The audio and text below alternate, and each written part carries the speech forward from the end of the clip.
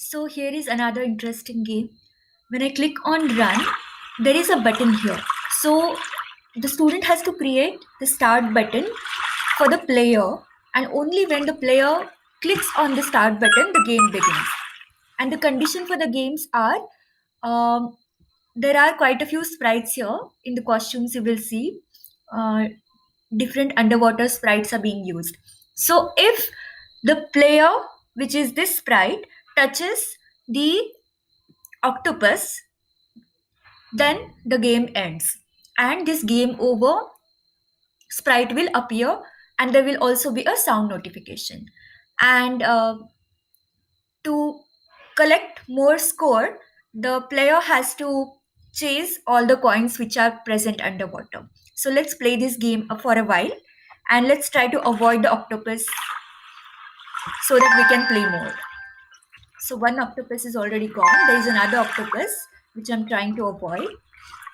Then the more coins I collect, more is my score.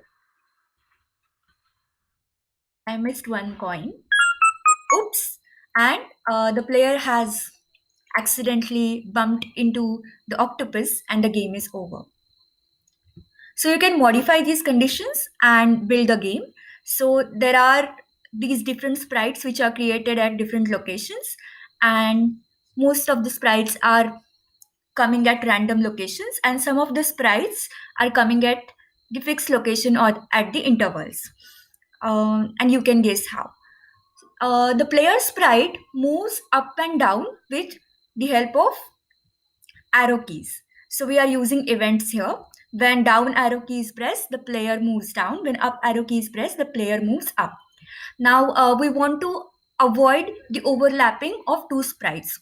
So whenever one of these sprites touches the other, one sprite, so either of the sprites moves forward by 10 pixels.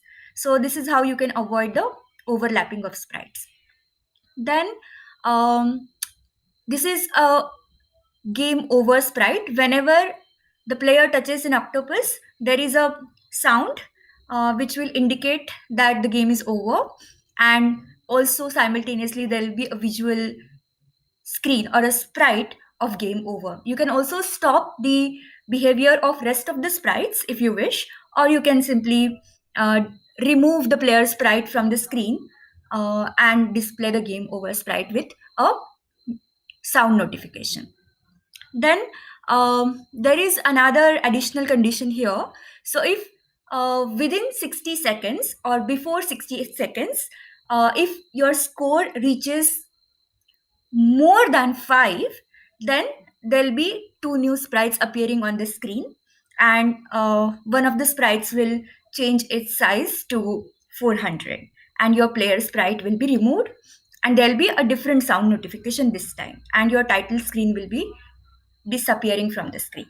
So you can play around and modify these game conditions according to your creativity and understanding. The basic concept is you score more points by collecting more coins, and you come out of the game, or the game ends if you accidentally touch the octopus. So that's the whole idea. And of course you have to keep into consideration the displaying of score variable, and it should appear on screen. So yeah, that's it. Of course, we have created different behaviors and assigned different variables to some sprites. So spinning right variable has been created newly. So this is how the sprite starts spinning right by 3 degrees if we apply that behavior. And then there are some other behaviors like move left. So this is the code where the sprite will start moving towards left if the x position is less than 0. Then the x position will be set to 500, and y position will be set to random integer from 50 to 350. So that's how the sprite will continuously start moving towards left. Even if it goes out of the screen, it will come back and begin to move towards left all over again.